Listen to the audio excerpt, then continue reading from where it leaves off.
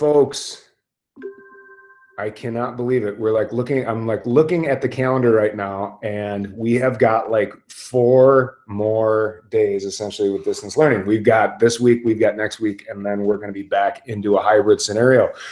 More data, or excuse me, more information about that to come. But here's what we got going on today, folks. We are going to start out with a little Quizlet Live so that we can review the terms that we're going to take the term quiz on today. I'm going to show you just a little bit of World War II propaganda. Some of this stuff you will never see again, just because some of it's highly inappropriate, but you will see the kind of the reasoning as to why, but kind of lead yourself to wonder, would we ever be this blatantly racist or mean again with our propaganda? But anyway, we're going to take a look at your Flipgrid personalized learning topics for World War II. We're going to do it a lot like what we did in the past. That Flipgrid link is available now. I would like you to give at least your first submission by this time next week. So it's going to be due Tuesday of next week.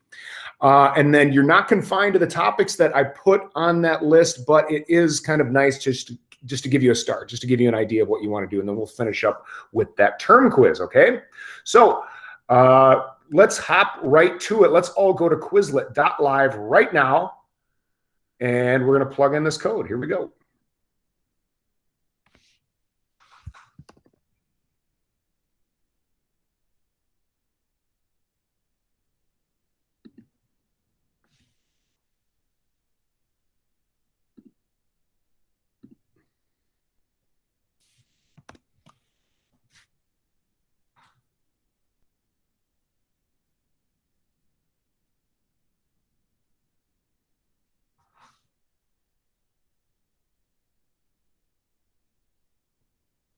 Let's see, how many do we have?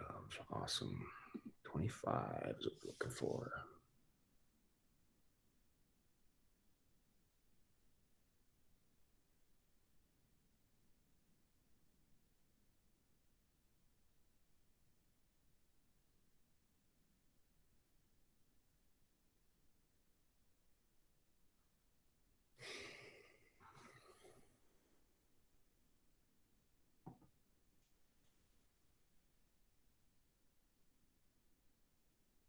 Okay, missing a handful of you. I'll give you another 30 seconds here, and then we're going to get going.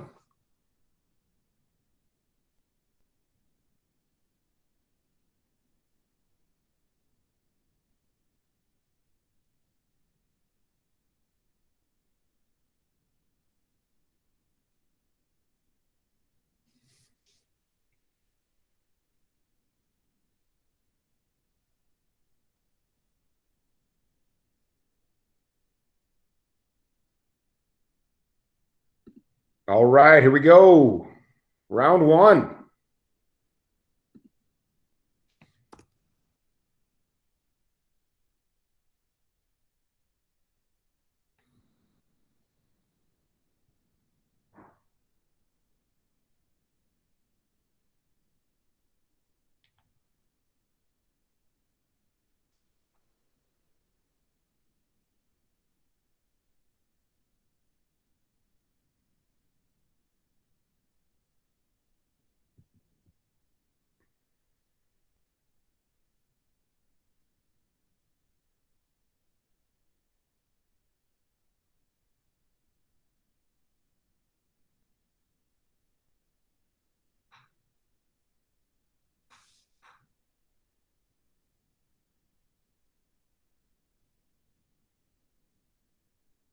Round one goes to the reindeer, and they're racing.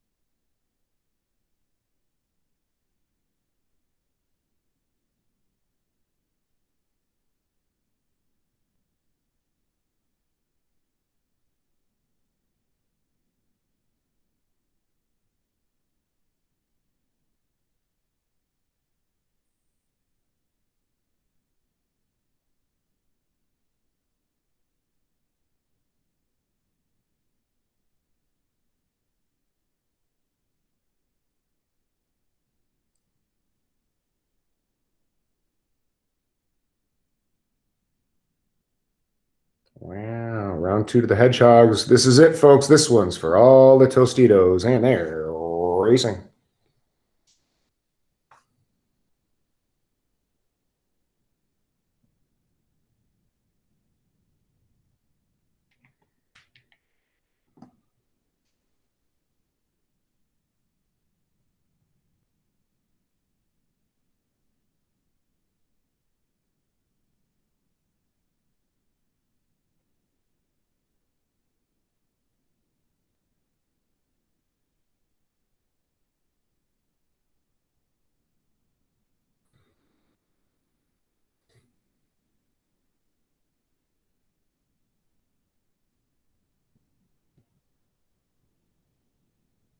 Wowee. All right. Nice job, kids. Here we go.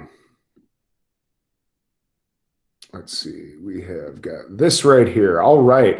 I trust that everybody can see my, still see my screen here, and I'm hoping that you guys can hear me. Can you guys hear me? Yes?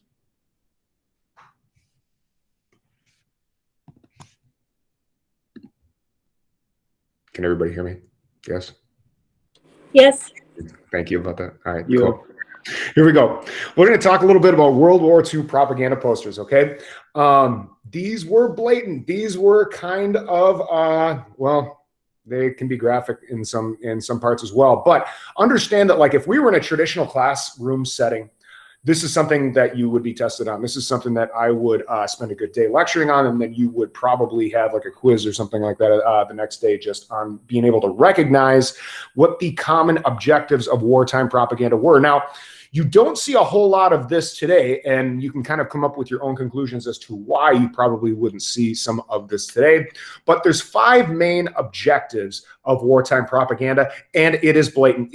When you look at a piece of propaganda, you will be able to tell what it is right away, okay? Number 1, recruitment of soldiers. They needed warm bodies in the Army and Navy and all those things, okay? So they're going to try to recruit soldiers to be in the Army. Now, this is not just for the United States here, folks, okay? So we're looking through the lens of United States history, but the common objectives of wartime propaganda, pretty universal. We could go back in any war, okay? We could go back in the Napoleonic Wars. We could go back into World War I, and a lot of this stuff is basically going to be the same.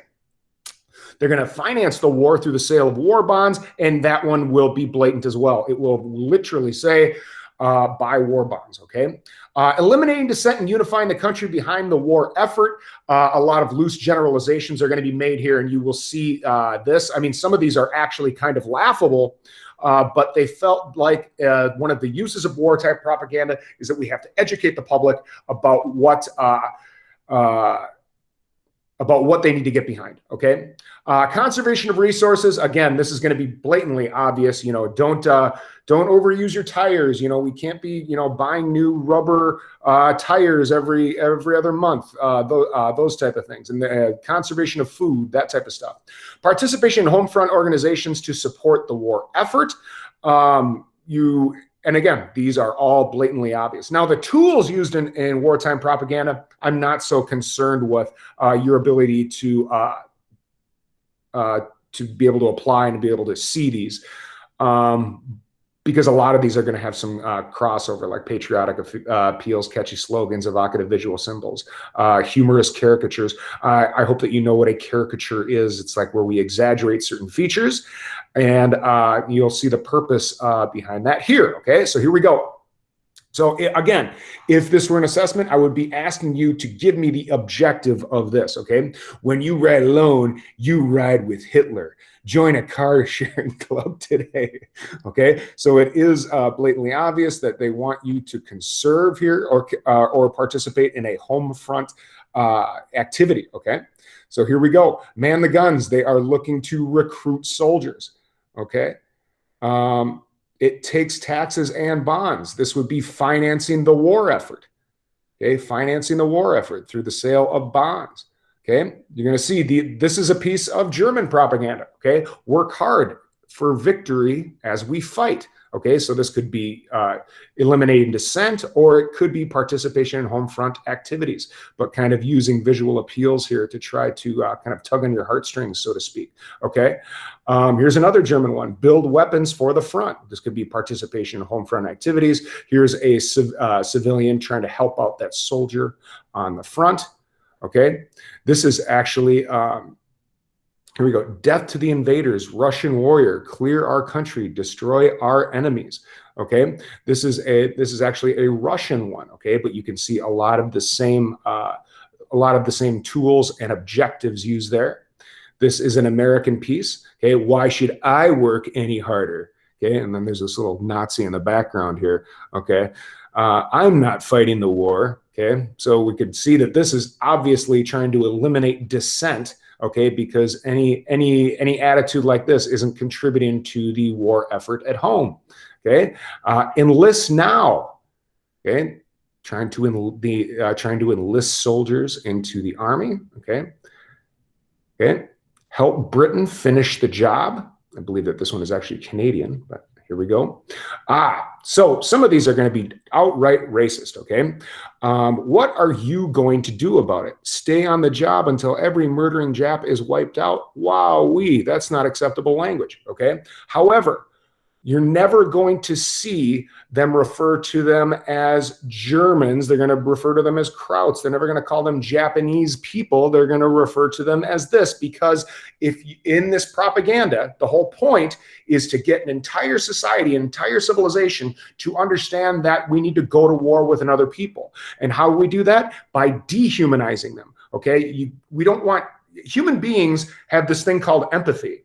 And if they feel for other human beings, that means they're not going to want to go to war with them, okay? So how do you get them to go to war with them? You need to dehumanize them, to put them down on a different level. So it's not that we're going to war against the Japanese, we're going to war against this word, which makes them feel like they're almost monstrous, or they're not humans, okay?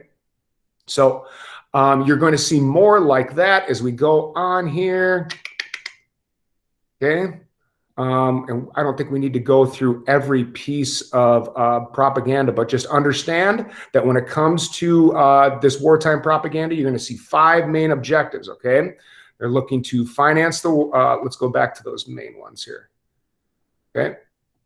Recruit soldiers, finance the war effort through the sale of war bonds, okay? Eliminate dissent, and unifying the country behind the effort, conservation of resources, and then participation in home front activities. Okay?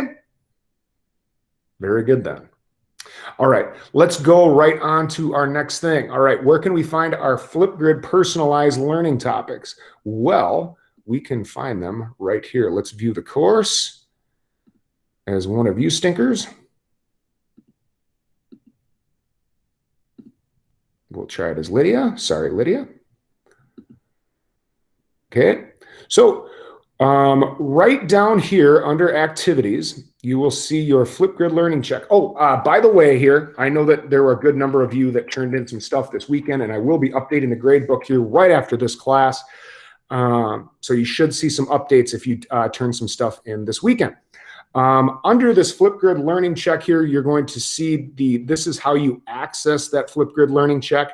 Okay, remember that you're going to want to click on this and then do the whole open in Safari thing, and then make sure that you're logged into your school Google account in order to open that up. And don't try to access it through the app. But here's your personalized learning topic examples, if there are some in here that you are interested in. So again, I tried to break this up by military topics or people. And you're going to see that a lot of these, what I really tried to focus this time around is from the American the perspective here, okay? So like if you are really interested in like kamikaze fighter pilots during World War II, try to get like a U.S. like perspective on it. Like how did American troops react to kamikaze pilots or something like that?